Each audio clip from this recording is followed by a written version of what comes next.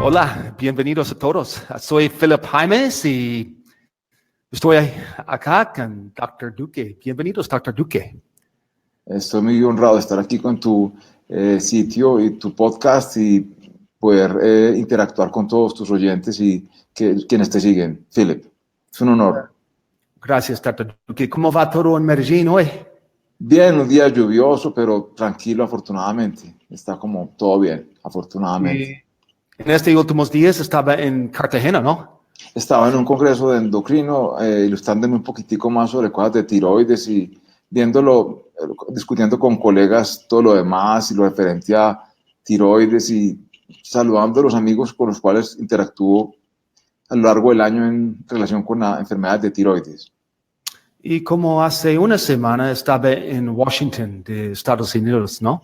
Sí, siempre tenía una agenda un poquitico apretada porque hacía rato que no iba a una reunión de esa magnitud de la Asociación Americana de Cabeza y Cuello y para empaparme cosas nuevas, aunque hoy la tecnología le permite hacer a uno, sí es bueno hablar con los profesores, la gente que tiene más posibilidades de investigar que uno, entonces comparar cómo está haciendo uno respecto a ellos y ver cuáles son los resultados de cirugías, de cómo van las tasas de sobrevida, y ver qué nuevas opciones de tratamiento hay para mis pacientes. Es básicamente la idea por la cual viajo y me actualizo todo el tiempo. Y hoy es un tema un poco nuevo porque para Dr. Tiroides siempre fue como un blog, un podcast, pero vamos a empezar con algo nuevo. Y la cosa nueva es de entrevista en vivo. Y por eso, gracias, Dr. Duque, para estar acá hoy. No, esto es un reto, ¿verdad? Yo tampoco lo hago, pero no lo he hecho, la verdad, soy honesto. Y me parece muy importante y para mí es novedoso y seguramente aprenderé mucho de todo lo que me enseñas con esta tecnología nueva a la cual creo que debo, sí, adherirme. Y para ellos que están acá hoy, ellos pueden hacer una pregunta en vivo. Por ejemplo, si estás escuchando, solo pone su comentario como pregunta y Dr. Duque puede responder, ¿no? Sí, claro, por favor, me gustaría recibir las preguntas, en lo que pueda responder lo haré. Procuraría pedirles el favor a todos que de pronto no hacer comentarios o preguntas referente a un tratamiento particular de una situación particular con un médico, ni mencionar el nombre de esa persona que la intervino o lo que sea, porque no creo que el fin sea juzgar o decir que está bien o mal, simplemente es ilustrar a todos referente a los problemas que los pacientes con cáncer de tiroides tienen. Esa es básicamente la idea que considero se debe llevar a cabo. Ok, muy bien. Entonces vamos a empezar. Pero antes de empezar, no solo eres como médico, también autor de libro. Por favor, compartir un poco sobre su libro y vamos a hablar más de su libro en un rato, pero por favor. Pasa, el libro se empezó, soy cirujano de cabeza y cuello. El cirujano de cabeza y cuello se dedica básicamente a tratar enfermedades malignas y benignas, pero más malignas diría, que están relacionadas con la enfermedad de cabeza y cuello. Pero en el paso del tiempo me he ido dedicando un poco más hacia la parte de tiroides y finalmente decidí recoger toda esa información que tenía y escribir un libro para pacientes en términos de pacientes. No tiene nada para colegas médicos, aunque lo pueden leer por supuesto, pero es en términos y en vocabulario lo más sencillo que pude para poder que los pacientes entendieran su problemática, cómo es el diagnóstico, qué se hace, cómo se opera, quién se le ayuda o no, cirugía, en fin, una serie de cosas que los pacientes a veces no entienden y no tienen tiempo de discutir con su médico, o los médicos a veces no tienen tiempo para discutirlo con ellos. Entonces creo que el fin era crear una fuente de información para ellos. Ok, otra vez soy Philip Jaimes y estamos acá con Carlos Duque de Medellín, Colombia. Y el tema hoy es cáncer de tiroides. Si tiene una pregunta, póngala en los comentarios y Dr. Duque tiene un repuesto, ¿no? Sí, claro. Antes de empezar, hay unas palabras importantes. Por favor, si puede explicar un poco de esta entrevista y no podemos hacer como comentarios de una cirujano, pero más detalles sobre eso, Dr. Duque. No, el cáncer de tiroides es una enfermedad que uno creería que es común, pero no lo es. La verdad es de las formas de cáncer más raras del cuerpo humano. Pero como hoy en día se le ha dado tanta publicidad o tanto en los medios de comunicación y hay un incremento de este por diferentes circunstancias, la ecografía es más fácil de hacer, más barata. A todo paciente que llega a un consultorio médico, a muchos les piden una ecografía y esta eventualmente encuentra un nódulo tiroideo que pudiese ser eventualmente cáncer. Entonces, eso hace que los médicos pidamos más exámenes, biopsias, que diagnostiquen lesiones que a veces son, siendo malignas, no se van a manifestar por mucho tiempo en el paciente. Entonces, eso es simplemente la enfermedad cáncer de tiroides, sin ser común, lo es hoy en día, dado hoy estas circunstancias que explico, pero la verdad no es de los tumores malignos más comunes que afectan el cuerpo humano como tal. Empezamos del tema de la palabra cáncer. Sí. Y la palabra cáncer de tiroides es diferente que cáncer de otras partes del cuerpo. Y es importante para la gente que están acá hoy para saber la diferencia de papillary. Por favor, explica más sobre ese tema. Muchas personas que han ido a su médico y les han diagnosticado cáncer de tiroides, los amigos o el mismo médico inclusive les ha dicho no se preocupe, el cáncer de tiroides es una entidad benigna. La verdad, cáncer bueno no hay. Tiene la fortuna o la diferencia del cáncer de tiroides, sobre todo la forma más común es, como mencionaba Philip, del cáncer papilar, que tienen un pronóstico muy bueno. Muy poca gente, aunque ocurre, muere finalmente de cáncer de tiroides. Repito que eventualmente se da dependiendo del estado en el cual se encuentra el paciente cuando se trata, en fin. Pero es una enfermedad de tratamiento hoy día adecuado, con cirugía, que tiene muy buen pronóstico. El cáncer es una palabra que en realidad asusta. Todos tenemos el temor a que se nos diagnostiquen o nos diga el médico que nos trata, tienes cáncer.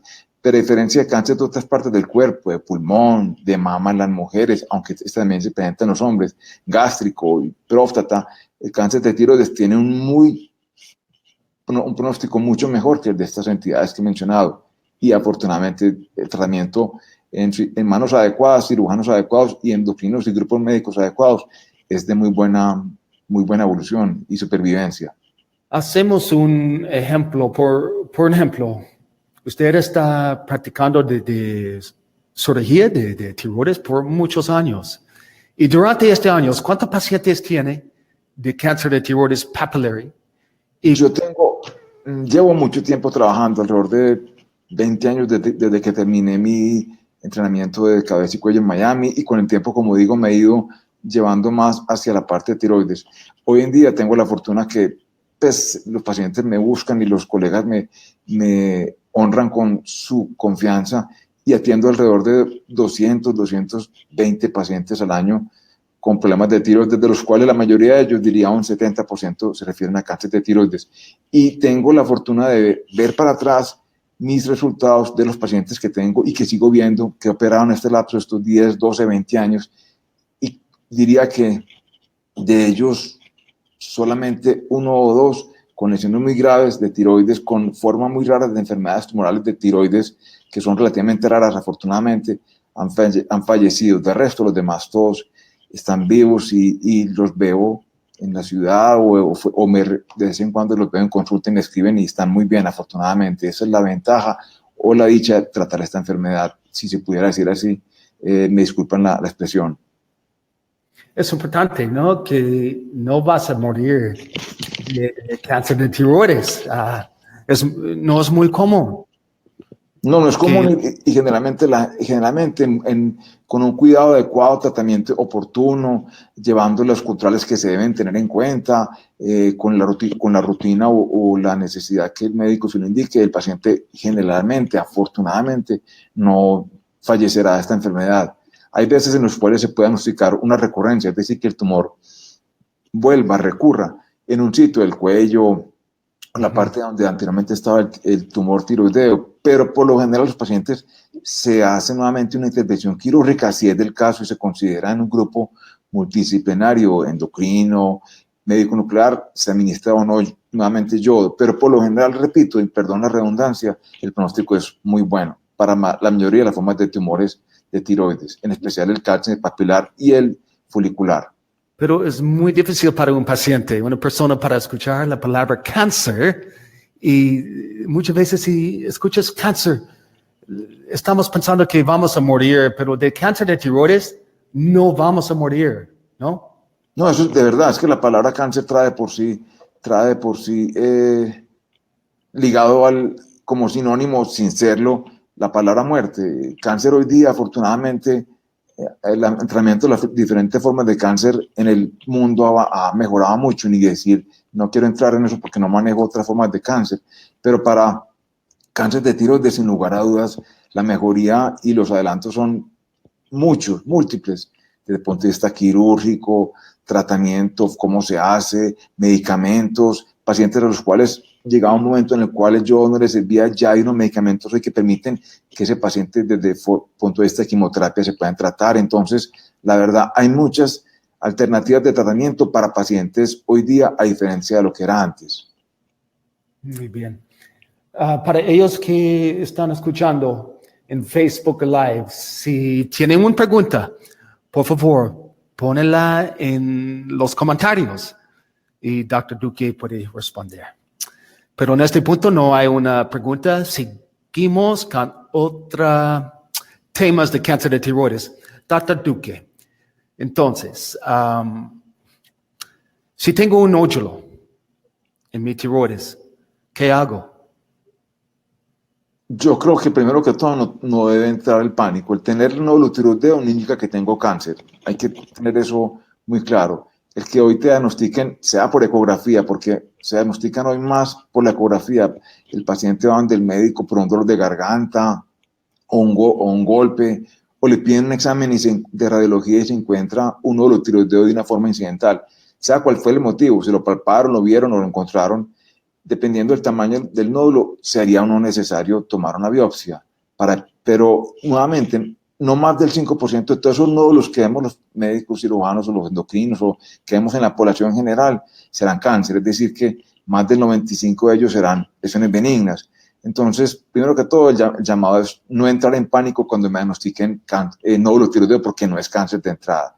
Y ya, dependiendo de las características, como dije hace un momento, del nódulo, lo que se vea a la palpación, si se puede palpar, porque repito, si es menos de 1 centímetro seguramente, y dependiendo de la localización y el tamaño del cuello del paciente no se podrá palpar, o si, dependiendo si es muy delgado, pero si es un nódulo diagnosticado en ecografía, quizás no se pueda palpar, y dependiendo, repito, de las características del nódulo en la ecografía y otras circunstancias que no tienen en cuenta, justificaría o no tomar una biopsia. Acuerdo, la que seguramente va tendiente a decirle tiene o no tiene una lesión maligna. Como digo, 5% finalmente serán cáncer, el resto serán benignos, afortunadamente. Dr. Duque, hacemos una pausa. Sí. Antes de responder a las preguntas, algunas preguntas que vienen, un tema es sobre los nódulos y cáncer. En algunas veces, un nódulo puede tener cáncer, pero no necesitamos cirugía. Por favor, ¿puede explicar algo sobre ese tema? Esta tendencia de la manejo de los nódulos tiroideos ha empezado más o menos en Oriente, particularmente en Japón.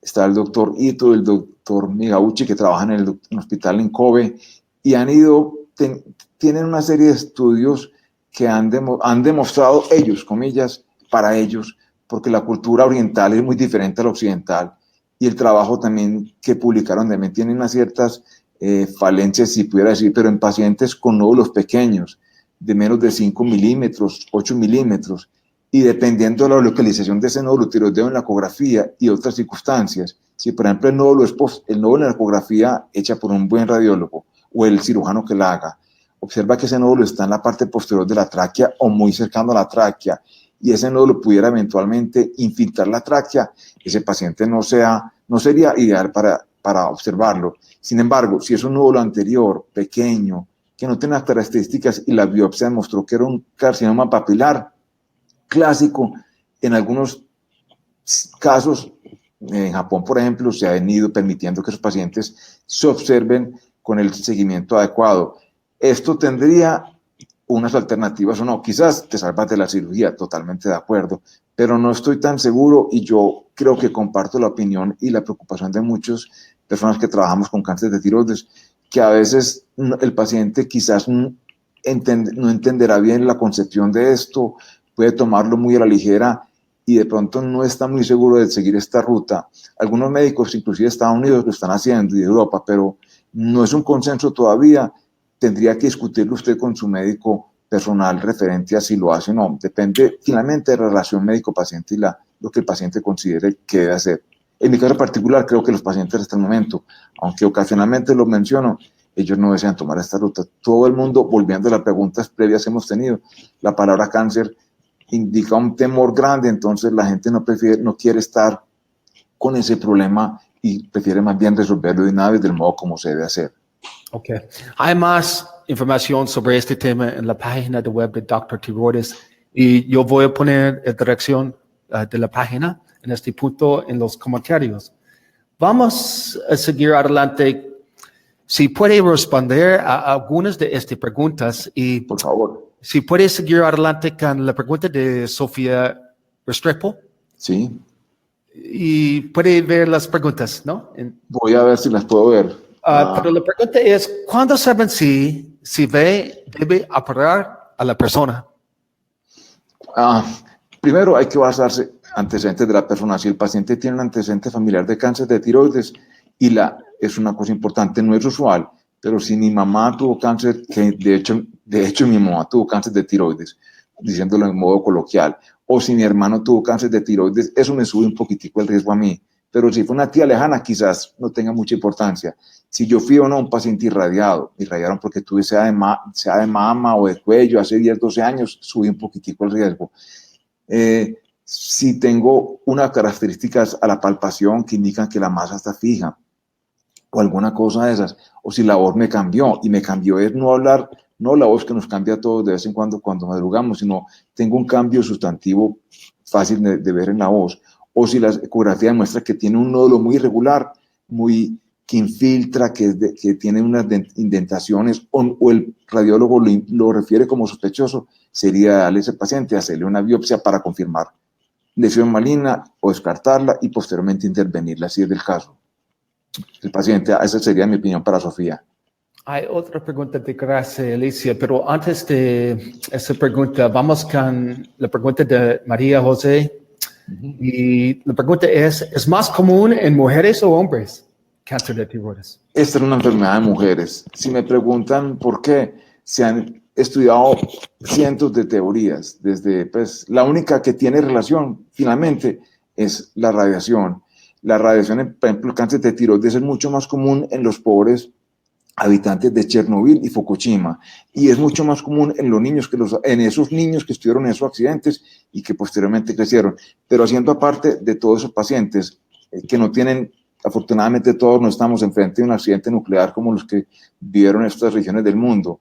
Esta es una enfermedad de mujeres entre la edad fértil, 18, 20 años a 55 más o menos. Se presenta en niños, se presentan pacientes mayores de 55 a 60 años, por supuesto, se presenta, pero el rango principal de la edad en la cual se presenta en ese lapso, entre 20 a 55 años. Si esa es la pregunta para Alicia, más o menos es la respuesta. No sé si ella quedaría tranquila con esta respuesta o la ampliaría. Y este fue un parte de la pregunta de Laura Echeverry. ¿En qué edad es más común? Y ¿es como 50 o cuánto? Sí, más o menos en edad fértil, de 20 a 45, 50 años. Y hay un pico final en la parte de los 55 años. Por esto dicen que en las mujeres tiene que ver, sería una causal, las hormonas femeninas, estrógenos particularmente, pero no se ha podido probar que esto es así. Muchos han investigado, uno revisa los artículos y le pregunta a la gente que tiene que ver más y más oportunidad de investigar. Y aunque es una hipótesis y todo el mundo creería que si son mujeres tiene que ver con la parte femenina hormonal, no está probado como tal. Permanece aún como en el rango de una hipótesis que eventualmente se probará o descartará. Gracias, Alicia tiene una pregunta sobre tratamiento, pero antes de esa pregunta, seguimos con la pregunta de Cecilia Ruiz. Y La pregunta es sobre calidad de vida. Ella está explicando que si no tiene un tiroides, tu vida no es lo mismo. Y no vas a morir, pero nunca vas a ser lo mismo. Y antes de responder, Dr. Duque, yo estoy de acuerdo con Silvia, porque también yo tenía esta cirugía y mi vida no es lo mismo. Calidad de vida es peor. Esto no es para poner como susto en pacientes antes de tener cirugía, pero hablamos sobre el tema de calidad de vida sin tiroides. Yo creo que ese es un tema totalmente controversial, la verdad. La calidad de vida, sin lugar a dudas, para todas las formas de cáncer y de enfermedades del cuerpo humano, no tienen que ser malignas como tal. Todo el mundo está pensando hoy más sí en el tratamiento con intención curativa, pero también el fin del tratamiento no es afectar al paciente y la agresividad del tratamiento no es contra el paciente, sino contra el cáncer, ¿de acuerdo? Eso es lo que yo quiero quedar claro. Sé que muchos pacientes lo manifiestan y así es que después de la cirugía su calidad de vida se ha reducido, la energía que tenían antes no la tienen hoy, así estén tomando la medicación que se debe reemplazar. Yo creo, y esa es mi opinión personal, creo que nos falta aún un poco de averiguar qué otras circunstancias o qué otros elementos en la tiroides tienen que ver con tantas cosas en el cuerpo humano. Sí, sé que tiene que ver con el metabolismo y que reemplazando hoy la tiroidectomía total con la hormona se van a suplir las necesidades básicas, pero yo a veces pienso que debe haber algo más que hace que los pacientes le digan a uno que pese a tener las mismas características de mi vida, sigo comiendo igual, me ejercito, estoy ganando peso, por ejemplo, en el caso de las mujeres, o cosas así, y la actividad mía no es como era antes de que me operaran. Entonces, no sé, de pronto habrá alguna cosa más externa referente a la tiroides o inherente a la misma, que eventualmente se descubrirá, no sé, la verdad, eso no tengo forma de probarlo, pero es una posibilidad también. Pero sí creo que la calidad de vida cambia un poco dependiendo de cada paciente y su actividad como tal. En este tema, como usted sabe, y Dr. Duque, nosotros estamos hablando mucho de mi experiencia, de experiencia de otros pacientes, pero yo sé, por ejemplo, con mi calidad de vida antes fue muy alto porque yo estaba jugando deportes y para mi trabajo estuve hablando mucho, pero después de mi cirugía yo perdió mi voz. La cirugía no fue bueno. ¿Puede hablar un poco sobre el tema de qué puede ocurrir durante la cirugía que va a cambiar su vida, por ejemplo, las complicaciones? Yo, Philip, y a todos los que me están escuchando, en cualquier actividad del hombre, la que sea, hay un riesgo. Eso la verdad es imposible que yo digo que saco mi carro ahora a salir a la calle, a ir a una película, a un cine o a comer algo y no me pasa nada. Es imposible decir que uno no tendrá riesgo. Inherente al acto quirúrgico, yo creo que es imposible decirle que en las mejores manos del mejor cirujano de tiroides del mundo o el que practique más en su vida ha tenido un problema. No creo que sea pues el caso de eso. Y es imposible decirle a una paciente, hombre, mujer, que voy a operarla con la mejor tecnología y que eventualmente su voz o su problema de calcio no se va a afectar. Hagamos aquí un paréntesis. 2 complicaciones serias, diferentes a las usuales, pues, alergia, sangrado, que también es grave. Quien tenga un sangrado post tiroidectomía y no se trata inmediatamente, es una cosa seria, puede afectar su vida porque se obstruye, no puede respirar. Pero los complicaciones más graves inherentes a la cirugía son que el cirujano lesione un nervio de la voz, que se llama el nervio recurrente laringio, que es el más inferior.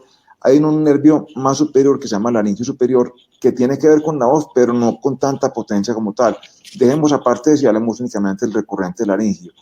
Si el nervio, no hay imagen en el mundo que permita decirle, este nervio va por acá, tiene tantas circunstancias, mide tanto. El cirujano que lo opera, o que opera pacientes con tiroides, más o menos se va acostumbrando a buscarlo y a tener una forma y seguirlo, y el gol estándar o regla de oro es encontrarlo y seguirlo. Pero por sutil que sea uno, a veces uno con el mero hecho de procurar no afectarlo, está pegado al tiroides, adherido, o muy difícil de secar, o muy pequeño. He tenido nervios que son del tamaño, créame, Philip, del tamaño de un cabello de uno. Entonces, a veces se hace muy difícil por tecnología que tenga uno, así uno opere con magnificación, lupas, puede afectar. Generalmente los pacientes en los cuales una cosa es el nervio se seccionó, se cortó accidentalmente, y otra simplemente se traumatizó en cirugía por tratando de liberarlo como tal de la tiroides, y eso hace que eventualmente la voz cambie, lo cual es temporal. Más o menos más del 90% de los pacientes en los cuales el nervio se afectó porque el cirujano lo traumatizó un poquitico liberándolo o ligando un vaso, lo traccionó, ese nervio se recuperará más o menos en un lapso de 3 meses. El paciente que le afectan la voz, que le secciona el nervio, sí es un problema grave. Pero afortunadamente hoy, con la tecnología que hay, se puede hacer implantes en el cartílago tiroides o en terapia de voz para mejorar eso. Lo que sí es más serio es la parte, y eso sí puede afectar la voz en muchas personas definitivamente, porque si dependen de la voz sería un problema porque sí baja la calidad y el tono. Pero si es más serio todavía, dale. No, Dr. Duque, es un tema para mí, como yo soy muchas veces la voz del paciente, y yo tengo mi experiencia que cuando pacientes están hablando de los cambios, yo también siento muchos cambios, por ejemplo, dolor de hueso y músculos que antes no estaban ahí, pero en el tema de tiempo, seguimos adelante con otras preguntas, pero yo voy a compartir el link de iTunes, y en iTunes va a tener todas las entrevistas de Dr. Tiroides, y muchos en español, y muchos de estos médicos en iTunes. Toda la gente que está escuchando hoy puede ver los links en iTunes y escucha a todas las entrevistas para gratis, y ellos están explicando más cosas sobre el tema de calidad de vida y todo. Pero en este punto, seguimos adelante con Gracia Alicia. Y la pregunta es, tengo mucho miedo, estoy con una neoplasia en lecho tiroideo de 10 milímetros. Sí, es un tumor pequeño. Yo pienso más grande, pero 10 milímetros. Y me van a operar y sacar los ganglios porque se sacan los ganglios. Primero, bueno, aquí hay una diferencia para Alicia. Neoplasia no es cáncer, neoplasia es tumor, sea bueno o malo, benigno. Y debe ser, por lo que me dice, una cosa que se llama neoplasia folicular, que aún así no es cáncer. No lo es. Los ganglios, entonces hay que tener en cuenta eso y hacer la diferencia. Los ganglios se sacan en pacientes cuando el médico o el cirujano sospecha que si tiene una enfermedad maligna, esa enfermedad maligna se ha salido de la tiroides y se ha ido a los ganglios que están en la parte inferior de la tiroides o al cuello eventualmente, y pueden dar o estar comprometidos por tumor. Pero no todo paciente, y aquí hago la salvedad, que tenga ganglios en la parte de la tiroides necesariamente tiene cáncer. Solamente si tiene, le perdono la redundancia, si hay cáncer y se observan, algunos pueden tener enfermedad tumoral que se ha diseminado eso.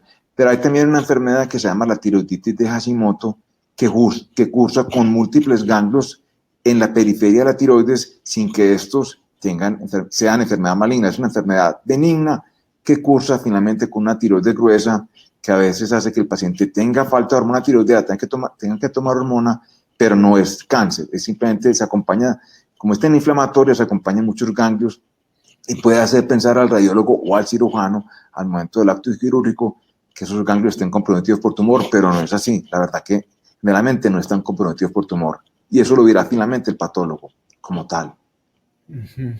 Hay otra pregunta de Damaris Fernández. Si un paciente tiene 2 ganglios positivos y no puede ver esta pregunta, Dr. Duque. No me están entrando las preguntas, no las veo, Philip. No. Yo voy a ver si no. La pregunta es, ¿cuántos ganglios necesita que retirar si hay 2 positivos? No, lo que primero es que ver dónde están los ganglios. Una cosa es la parte del mediastino, que es la parte inferior a la tiroides. La tiroides se localiza en esta parte más inferior del cuello, y en este punto se llama el mediastino, que es donde el tiroides es un corbatín. suponga una ala de una mariposa. Si esa ala de mariposa tiene en el lado derecho, por decir, un nódulo tiroideo, cuyo reporte fue cáncer, el paciente se lleva a cirugía y se encuentra que tiene un ganglio o dos positivos, no hay número mínimo o máximo que haya que sacar, se retiran para hacerlo de una forma más elegante, todos los ganglios, porque uno no quiere, como cirujano, dejar la enfermedad a la paciente ni tener que volver eventualmente allá. A veces puede ocurrir si queda enfermedad microscópica, pero el fin es sacar todos los ganglios que estén sospechosos como tal. Yo pienso que hay más detalles sobre esta pregunta, Dr. Duque. Yo pienso de esto. Ella está diciendo que thyroglobulin es indetectable, como cero, pero hay un glandio positivo.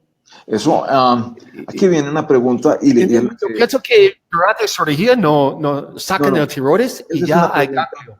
Que Damaris tiene que contestar con su médico tratante, pero tengo las mismas pacientes, la discutí esta semana con una paciente, la operé hace 2 años y ahora tiene, como seguramente tiene Damaris, por lo que puedo entender la pregunta, en el lecho tiroideo derecho, una lesión de 8 milímetros, cuya aspirado a biopsia, y le mandé la aspirado a biopsia, valga esa redundancia, porque recordaba que ella tuvo mucha enfermedad, esta persona, y el aspirado a biopsia le dio positivo para tener enfermedad. Es el mismo caso que tiene Damaris, más o menos. Entonces, primero, ¿hay urgencia de operarla? La verdad que no hay urgencia de operarla. Esta paciente, suponga que estuviera en embarazo, se operaba una vez estuviera en embarazo, su bebé. O sé que ella, por ejemplo, tiene un viaje que haya planeado con su familia todo el tiempo, ahora en junio, y no se puede viajar, no hay problema, no le va a pasar.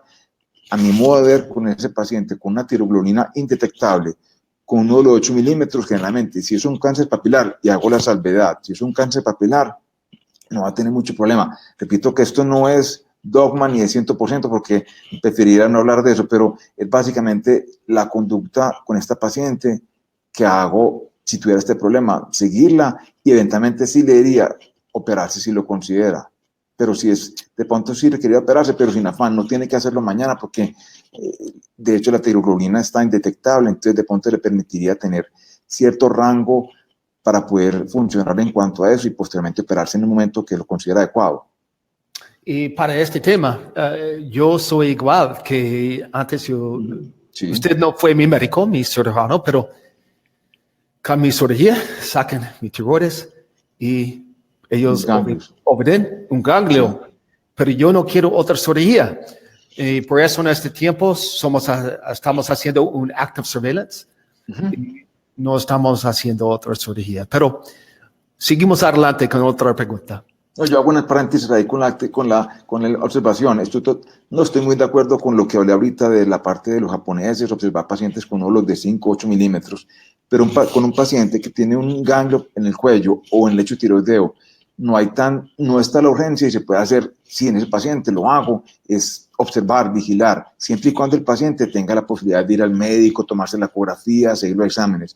Si en el caso de Damaris, la nódulo que tiene aumenta de 10 milímetros a 15 milímetros o 15, 20 milímetros en un año, sí creo que sería más considerable eventualmente operarla como tal.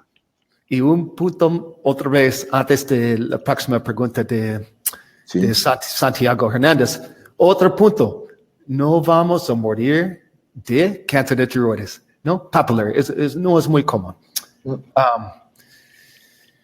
Es que yo sé que en muchos pacientes hay mucha ansiedad de la palabra cáncer, total. Pero con cáncer de tiroides es muy diferente, no vas a morir. No es muy común. ¿Cuál es el tiempo de recuperar después de cirugía de cáncer de tiroides? Es una pregunta de Santiago Hernández. Para responderle a Santiago, yo creo que es muy diferente hoy a como era antes. Yo me acuerdo que la gente antes se operaba y se tenía que ir a acostar un tiempo y que no se movía y la infección. Hoy en día uno prefiere que su paciente esté, tan pronto se opere y le fue muy bien y todo bien, al día siguiente esté móvil, todo lo demás.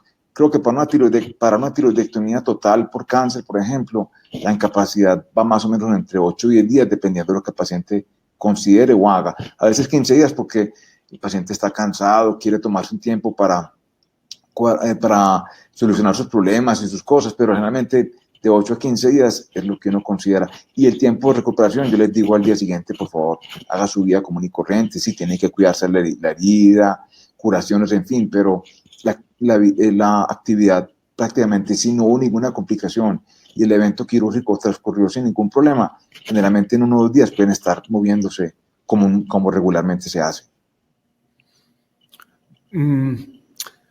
Después de cirugía, es como, no sé, yo sé, para mí fue, no sé, yo estaba en el gimnasio como fue 2 o 3 semanas después, pero yo pienso va a sentir diferente, ¿no? Para unos días.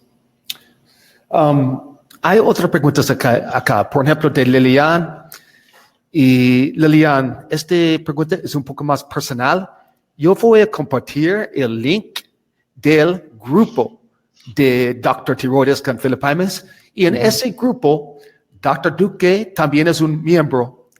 Y si tiene una pregunta más personal, vamos a hacerlo en el grupo y Dr. Duque puede responder en el grupo y no en Facebook Live. Pero en este punto, hay otra pregunta de Mariana y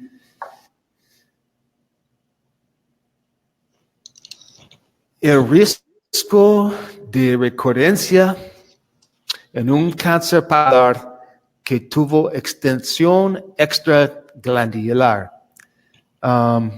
Recurrencia. ¿Qué es la recurrencia de cáncer de tiroides papilar? La recurrencia es cuando el tumor eventualmente vuelve. La Asociación Americana de Tiroides, la ATA, desarrolló en vista, todos tenemos la clasificación de TNM, que es tumor, nódulos, adenopatías, ganglios y metástasis, pero la ATA desarrolló el riesgo de que el paciente tenga una recurrencia tumoral. Todo paciente por cáncer de tiroides, por pequeño que sea, suponga usted que se operó por un tumor de 5 o 6 milímetros en un lado y de pronto otro en el otro lado, pero ese paciente con un tumor tan pequeño, aún así a 20, 30 años puede tener un riesgo que eventualmente el tumor vuelva muy bajo. En la medida que tenga más tumor, lo que nos refiere Mariana, la extensión extracapsular o extratiroidea, que uno vea que el músculo se invade por la lesión, hace que el riesgo suba un poquito, entonces ya se sube un poco más el riesgo de que el tumor vuelva. Recurrencia, pero eventualmente, ¿qué hay que hacer? Lo que hacía la paciente ahora, Damaris, un seguimiento adecuado de una ecografía, una tiroglobulina, para uno como cirujano o como endocrino o como médico tratante, darse cuenta de eso y poder tomar la conducta adecuada y recuperar la vida que el paciente tenía sin tener la lesión como tal. Muy bien, pero no es muy común entonces. No es común, afortunadamente. Repito que depende del grado de volumen, del grado, no, del grado sí tiene que ver un tanto referente a la parte de la histología, la patología, pero el volumen tumoral que tenga y todas las cosas. Hago salvedad que estamos hablando aquí, generalmente son 2 formas de cáncer de tiroides, bien diferenciado, que es papilar y folicular, papilar siempre más común, y el mal diferenciado, que es el medular, lo cual sí tiene un comportamiento un poquitico más agresivo si se diagnostica más tardíamente, el anaplásico, pero limitémonos al papilar y al folicular, el cual es más común afortunadamente y mucho mejor pronóstico. Dr. Duque, solo como unos minutos de este tema, pero la diferencia sobre papilar, anaplastic, medullary, hay algunos cánceres de tiroides que es verdad, vas a morir. Yo no quiero ser tan grave, pero... El cáncer de tiroides es una enfermedad, pues, de verdad, pues, no lo quiero decir así, pero es fascinante porque tiene el tumor de mayor probabilidad de control de enfermedad, cáncer papilar, pero tiene a su vez casi el 100%, por decirlo menos, lo más, pero tiene a su vez el tumor que tiene la mayor probabilidad de mortalidad, desgraciadamente, que es el carcinoma indiferenciado o anaplásico, el cual, desgraciadamente, la tasa de sobrevida es menos del 2% a 6 meses a los pacientes que diagnostica, los cuales afortunadamente son muy raros, pero sí es una lástima y una desgracia tener un paciente uno con esta enfermedad porque sabe que tiene que procurar ayudarle ahora sí a estar bien. Pero por gran parte, La gran parte de las preguntas son de papilar y hoy estamos más o menos todo de papilar. Otro punto, antes de seguir adelante con otras preguntas. Había una entrevista en Dr. Tiroides con Dr. Antonio Hakim desde Bogotá. Y yo estoy compartiendo este link de la entrevista con Dr. Hakim, porque él está explicando que no necesitamos tener miedo de la palabra cáncer cuando es de tiroides. Vamos a ver si hay otra pregunta. Si tienes preguntas, por favor, pone todas sus preguntas en los comentarios. Pero, Dr. Duque, seguimos adelante con otro tema de cáncer de tiroides. Estoy hablando como soy paciente, ¿no? Sí. ¿Qué es la mejor cosa cómo podemos saber si tenemos un buen cirujano? ¿Dónde podemos buscar recursos sobre el tema de cáncer de tiroides? Yo creo que en cada ciudad o cada país, cada departamento tiene una serie de doctores que se van especializando en una enfermedad en particular. Uno, no sé, es como si él maneja un carro y lo llevo únicamente donde el mecánico que hace todo, o lo llevo donde el mecánico que maneja y que está entrenado para manejar ese tipo de modelo, como lo quiera llamar. Igual diría, y usted le pregunta a un amigo, ¿dónde llevo mi carro? Que tiene un problema. ¿A dónde este mecánico o a este lugar que manejan bien ese problema? Lo mismo ocurre, diría yo, para el médico. Preguntarle a su médico tratante, familiar, ginecólogo, ginecóloga, su internista, ¿cuál médico me recomienda? Y entrar de pronto a las redes. Yo creo que no es un pecado preguntarle a un médico, un cirujano, ¿cuántas cirugías de esas hace usted por año? ¿Cuál es su experiencia?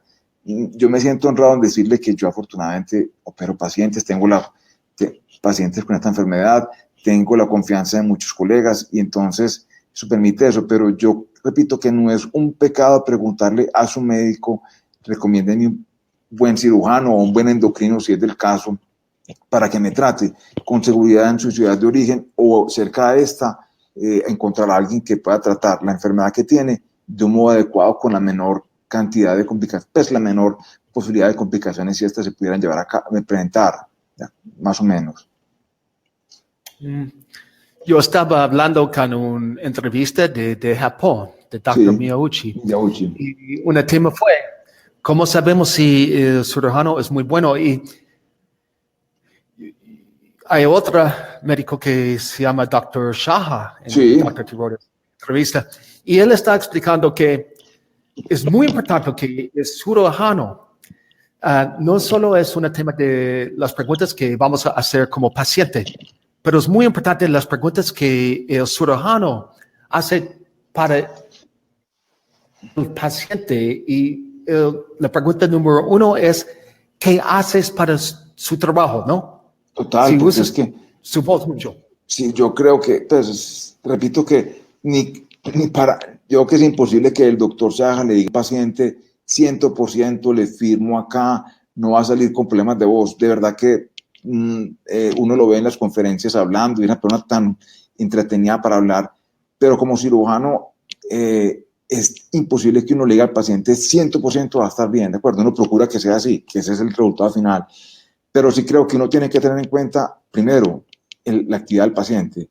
Y no quiero con esto limitar la actividad de nadie, pero si llega un paciente que dependa de su voz, uno tiene que hacer el mayor empeño ese día, como lo hago todos los días, para que ese paciente tenga su voz adecuada.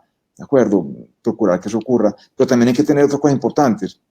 El paciente dónde vive, qué tanto tiempo tiene para desplazarse, tiene forma de hacer cuidados postoperatorios adecuados. Todo eso tiene que ver al momento de uno definir cuál es la urgencia de la cirugía, si de pronto la ecografía y la biopsia de ese nódulo me dijo que tiene una variedad de papilar, pero puede que sea un poco más agresiva. ¿Será que en este paciente sí tengo que ir un poquitico más rápido? Y no me refiero en cirugía, sino en la programación, a diferencia del papilar normal. Pero volviéndose a la parte de la ocupación, es importante. No quiero demeritar entre uno u otra actividad de cada cual. De verdad que no soy así, ni discriminarlo, pero uno, y tampoco lo hago, pero cada paciente es diferente y cada paciente tiene el derecho y la oportunidad de salir de su cirugía hablando como debe ser, como entró generalmente.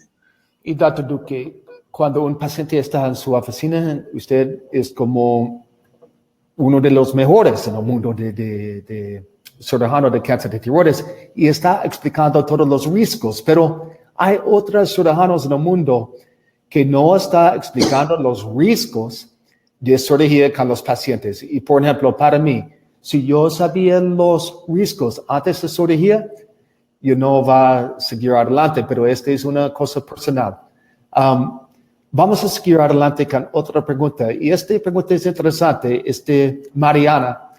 Y Mariana está preguntando sobre parathyroid y ella está perdiendo calcio. Bueno. ¿Puede hablar? Porque yo también tengo el mismo problema. Lo que pasa es que las paratiroides son unas glándulas que se forman en conjunto con la tiroides mientras estamos en el vientre de la mamá. Pero las paratiroides, aunque se llaman paratiroides, están cerca a la tiroides.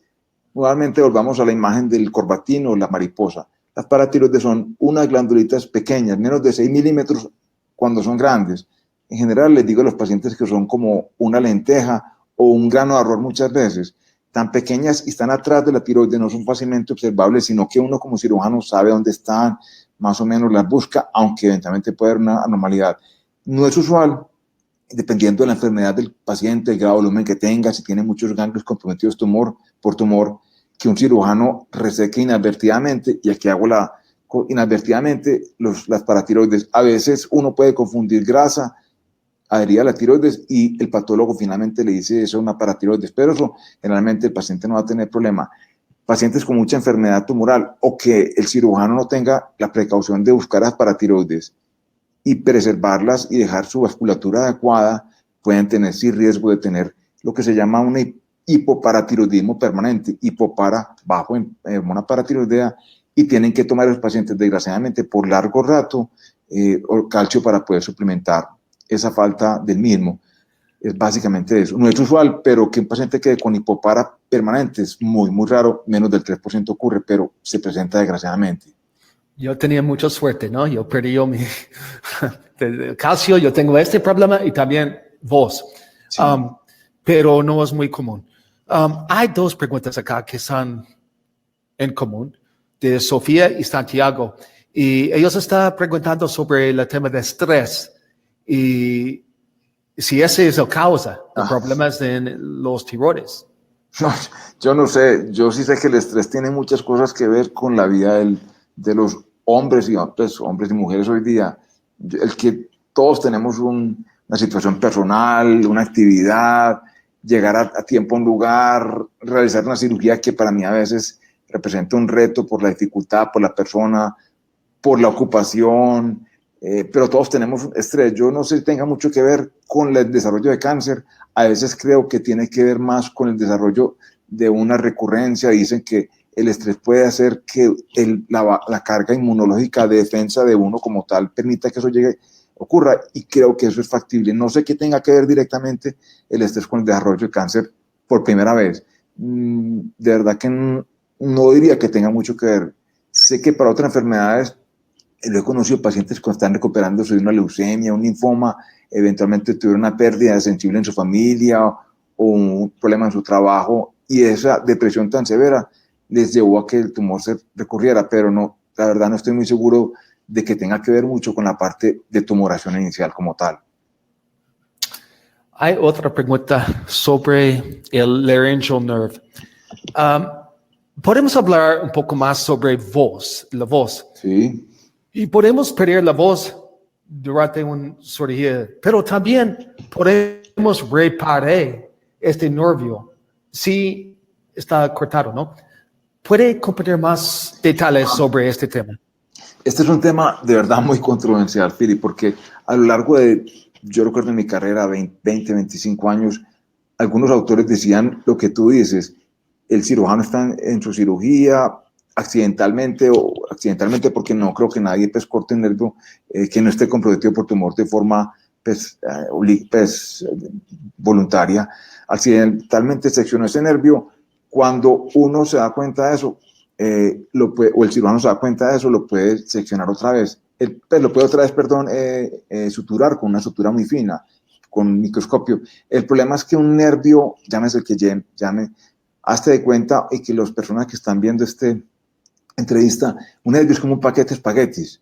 Es imposible que ese paquete de espaguetis que viene en una envoltura, tú lo abres y todos los espaguetis se abren. Entonces, cada fibrita de ese espagueti, cada espagueti que representa una fibra de ese músculo, va directamente a una fibra del músculo de la voz. Entonces, es imposible que una sutura logre unir todos y cada una de esas fibras. Lo que daría esa unión, esa sutura del cirujano que eventualmente, de forma accidental, incidió o cortó ese nervio, es finalmente tono, le da un poquitico de tono a la voz,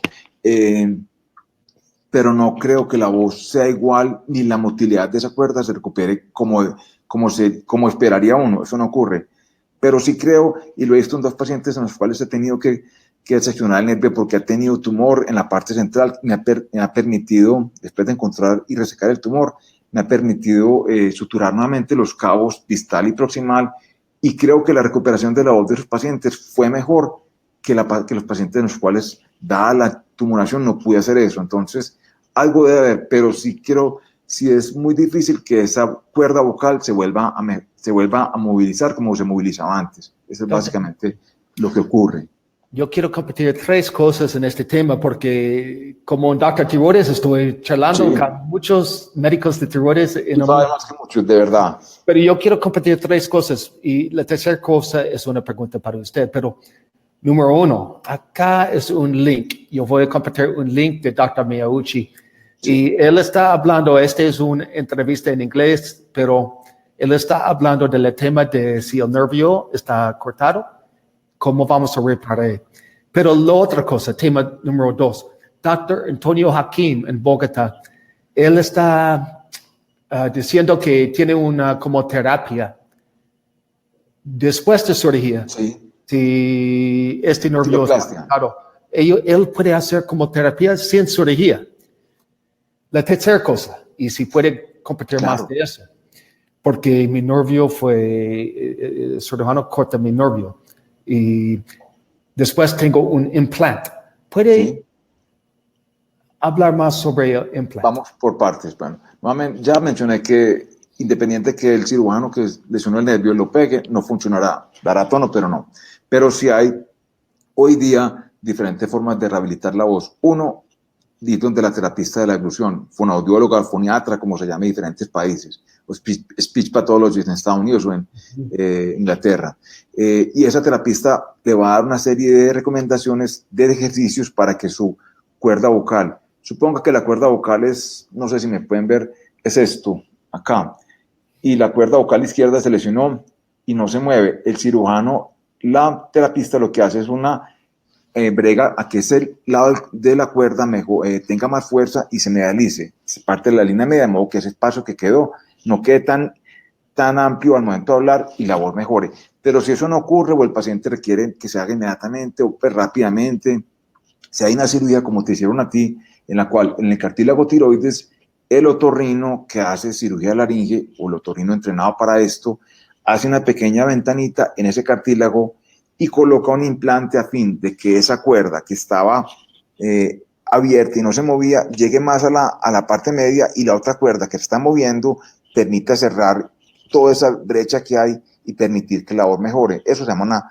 un implante de tiroplastia, hay metálico, hay de lo que se usa para colocar los injertos vasculares, Goreplas, o de titanio, o inclusive de Silastic, pero sí sirve como tal.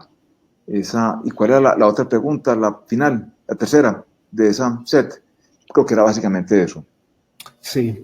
Hay otra pregunta acá, Dr. Duque, sobre el tema de niveles de thyroglobulin. Sí. Compartir más sobre esto, por favor.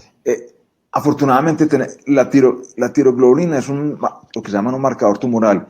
No hay, que sepa yo, puede que me esté equivocando, pero no creo, otro marcador tumoral que se asemeje a la tiroglobulina referente a la tiroides. La única que tiene que ver con tiroglobulina es la tiroides o el tejido tiroideo, sea que esté bueno o esté malo, cáncer. Entonces, los pacientes después de ser operados se siguen con tiroglobulina. La TSH y T4 se ordena para que el paciente, para ver cómo está la función, le estoy dando la hormona adecuada, le falta, le sobra, en fin. Pero la tiroglobulina es la que le dice a uno, como hablábamos ahorita con Damaris cuando nos hablaba de ese nódulo que tiene de milímetros en la parte, en el lecho tiroideo, nos sirve para decir, un paciente que estaba hoy con 2 de tiroglobulina, ya tienen 2 años, 10, 12, quizás es importante, pero si la tiroglobulina ha permanecido estable, menos de 2 o tuvo 3, en fin, pero no se eleva, no se incrementa con el tiempo, el paciente está muy bien, libre de enfermedad, ¿de acuerdo? A veces para lesiones muy pequeñas, tumores muy pequeños que están empezando, quizás no se altere inicialmente, posteriormente con el tiempo se aumentará en la medida que la lesión o la recurrencia aumente. La tiroglobulina, en resumen, es simplemente un marcador tumoral que permite seguir a los pacientes después de tiroidectomía total, porque hoy en día, en cuanto lo metico en esto, un segundo nomás, uno puede hacer en un paciente con un tumor muy pequeño una hemitiroidectomía, y en ese paciente, como todavía hay tejido tiroideo, es decir, si yo saqué solamente un lóbulo tiroideo, hemitiroidectomía o lobectomía y dejé el otro lado sin tumor, que no tenga enfermedad, ese paciente no justificaría pedir una tiroglobulina porque tendrá tejido tiroideo que produzca la tiroglobulina, entonces no justifica pedirla. Se ordena en pacientes tiroidectomizados totales. Uh-huh. Muy bien, gracias. Para ellos que están acá en Facebook Live, por favor, si tiene una pregunta, puede poner su pregunta en los comentarios y Dr. Duque va a tener un repuesto. Pero solo tenemos como 5 minutos más y Dr. Duque, hay una pregunta de Carmen Santos y la pregunta es, ¿qué factores toma en cuenta usted para decidir si un paciente necesita rastreo después de cirugía? Es de lloro. Sí, no, yo sé, yo entiendo. Sí. En ese campo, como decía al principio de la entrevista, ha habido un cambio de verdad perdón la redundancia, tremendo en el campo de cáncer de tiroides. Hace unos 8 años, quizá un poco menos o más, a todos los pacientes con cáncer de tiroides se les daba yodo, independiente de que tuvieran 1 centímetro, 2 o 3 o lo que sea. Hoy en día, con estudios hechos por el doctor Miyauchi, el doctor Torol en Nueva York y una serie de todos los que tienen que ver con cáncer de tiroides, se ha encontrado que esos pacientes con enfermedades con poco volumen tumoral, con riesgo bajo, no ameritan yodo, radiación. Es importante decir que el yodo también puede tener efectos colaterales, entonces puede dar desde una simple gastritis o eventualmente, dependiendo de la dosis, otros problemas más serios. Entonces, hoy en día se le da yodo a los pacientes que tengan una patología un tanto anormal o que diga que tiene un tumor que es muy grande, se pega al músculo, se pega al nervio, la voz o tiene muchos ganglios. Esos pacientes se beneficiarán de yodo radioactivo, pero el paciente no tuvo una enfermedad muy pequeña, 8 milímetros de seda papilar o 1 centímetro y no hay otras descripciones en el patólogo que indiquen a una enfermedad más agresiva no justificaría tener yodo radioactivo para ese paciente. Y Dr. Duque, en este tema, y yo no quiero como poner susto en los pacientes, pero yo también soy paciente de cáncer de tiroides. Claro. Y es importante que ellos saben que en estos días hay más estudios que sabemos si tiene yodo, es posible que va a tener un cáncer de sangre. Sí, linfoma. Leucemia, perdón. Leucemia. Por favor, compartir un poco sobre ese tema. Cuando nos dan una dosis de yodo radioactivo, esta va en una cápsula, ¿de acuerdo? Entonces, la medida que tomamos la cápsula, ese yodo se absorbe, pasa al intestino, se absorbe y pasa a la sangre. Pero por la sangre también pasa por el hígado, por el vaso, por la médula ósea, donde se hacen las células del cuerpo de sangre, de los glóbulos blancos y los glóbulos rojos. De hecho, en todo paciente que se le da una dosis de yodo, si usted le toma en el momento de esa dosis, a unos 2-3 días, va a notar que su conteo de glóbulos blancos y rojos baja un poquito por esa cosa, por ese efecto, porque el material radiactivo pasó por la sangre, circuló por la médula ósea y afectó ligeramente ese conteo, pero eso el cuerpo permite asimilarlo y se recupera. Finalmente ese yodo ingerido va al lecho tiroideo y acaba o esteriliza todo el tejido tiroideo que su cirujano pudo haber dejado atrás, esté uno comprometido por tumor. Pero el problema es cuando los pacientes reciben muchas dosis de yodo, que eso es acumulativo y pueden aumentar el riesgo de tener enfermedades malignas secundarias a la radiación que recibieron, particularmente enfermedades tipo leucemia o agranulocitosis, que es simplemente la falta de células de defensa del cuerpo como tal.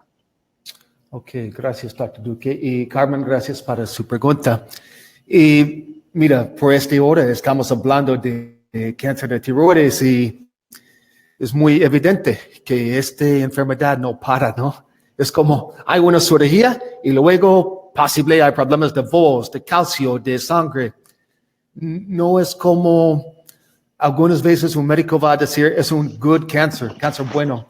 Y sabemos que no es un good cancer, ¿no? No hay cáncer bueno, pero afortunadamente, pues, esta enfermedad tiene pronóstico excelente, los pacientes les va muy bien, afortunadamente, desde el punto de vista oncológico. Hay un lapso de 6 meses, un año, mientras el paciente se adecua a su nueva circunstancia, que quizás tenga unos problemas, pero por lo general, si un paciente está en manos de un equipo, un cirujano adecuado, un equipo que maneja adecuadamente pacientes con esta enfermedad y lo siga y el paciente hace parte de ese seguimiento en conjunto con su médico, por lo general el pronóstico es y será muy bueno todo el tiempo, y si se diagnostica eventualmente una recurrencia, o es decir, que el tumor vuelva, seguramente ese médico que lo trata a ese paciente va a estar en la posibilidad de hacer un diagnóstico temprano y tratamiento adecuado para permitir que el paciente siga su vida como la venía teniendo anteriormente. Muy bien. En este punto tenemos tiempo para una pregunta más. Antes de otra pregunta, yo estoy poniendo un comentario de qué, de el libro de Dr. Duque, que se llama Uy, tengo cáncer de tiroides, ¿qué hago? ¿No? Y puede ir a la página web de este libro y hacer un like para más recursos sobre cáncer de tiroides, ¿no, Dr. Duque? ¿Puede compartir Sí, no, más sobre su libro? El libro nació de la necesidad que tenía de explicarle a los pacientes y de calmarlos de su ansiedad. Uno a veces como cirujano o como médico no tiene tanto tiempo para dedicarle todo ese rato al paciente y finalmente fui acumulando una serie de experiencias y cada que un paciente me hacía una pregunta la anotaba y el libro nació de eso y procuré hacerlo en el lenguaje más simple, sin insultar a nadie, pero más sencillo para que los pacientes que no son médicos ni tienen ninguna relación con el conocimiento médico puedan entender su enfermedad, entender qué es un nódulo tiroideo, dónde se localiza el nervio recurrente, qué son las paratiroides, cuál es la recurrencia y dónde, cuál es un vaciamiento o disección mediastinal, porque me tengo que operar, si me van a dar yodo, ¿qué me tengo que cuidar? Puedo quedar en embarazo, como preguntan muchas mujeres. Si me dieron yodo, ¿qué hago con mi mascota? Porque son muchas cosas que vine a entender y a poder explicar a los pacientes, apenas profundicé mucho más en el tema y me sirvió demasiado, de verdad. Dr. Duque, gracias. Hay una más pregunta y tenemos la pregunta acá, pero antes de hacer esta pregunta, yo quiero compartir otro recurso y en los comentarios va a haber el recurso del grupo de Dr. Tiroides con Filipimes. Y este grupo también, Dr. Duque está en este grupo y es un grupo privado. Y ahí ustedes pueden poner sus preguntas. Sí, y por supuesto. Dr. Duque puede responder luego, si no hay tiempo hoy. Pero vamos a seguir adelante con la última pregunta. Y es una muy, muy buena pregunta de Damaris Fernández. ¿Cuáles son los criterios para considerar un paciente para yodo? 1, antecedentes personales. 2, la ecografía.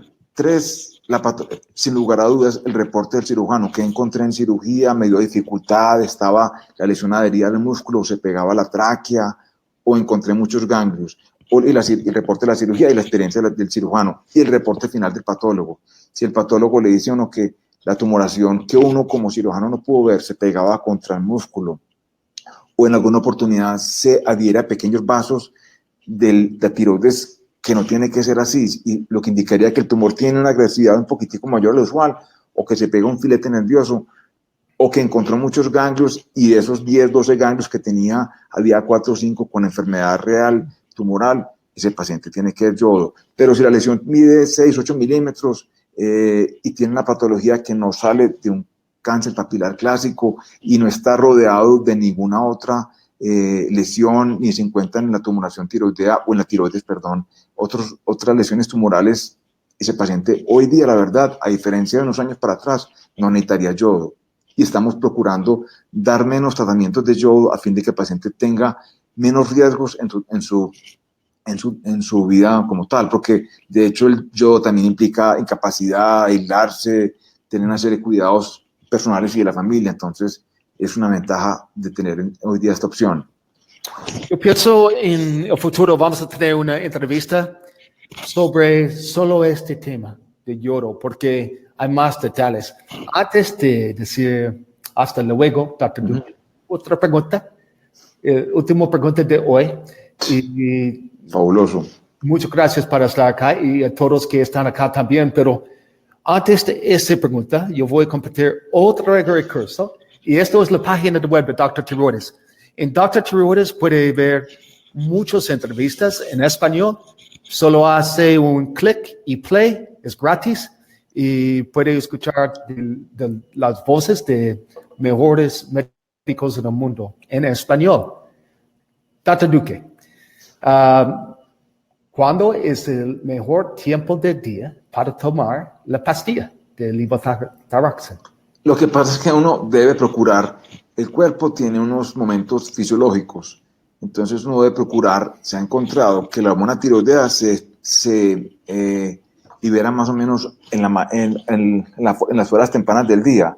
Por eso es que se le recomienda al paciente tomar la hormona tiroidea como primer acto apenas se despierte, levantarse un poquitico de agua y tomarla, porque en ese momento, por estudios de investigación, se ha encontrado que es cuando más se libera la hormona tiroidea.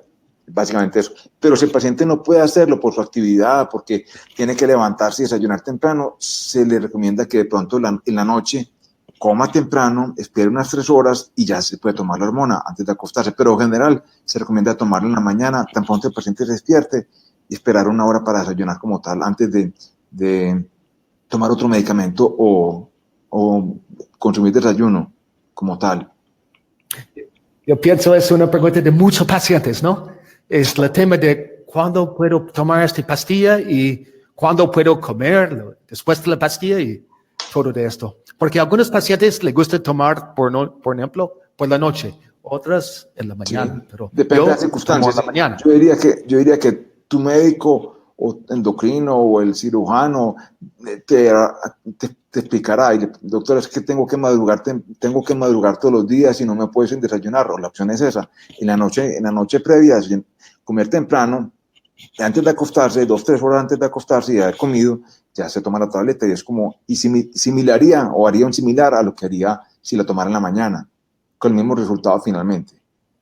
Y eso sí, alguna paréntesis, hay que estar pendiente en el TSH y T4 para ver si su función está adecuada, porque de pronto puede que la esté tomando de forma inadecuada, y sobre todo recalcar, no tomarla con unos medicamentos directamente, ni solamente con agua, ni café, ni jugos, porque la hormona, la estructura es muy lábil y no permite que se absorba si la tomamos conjuntamente con otros medicamentos o alimentos.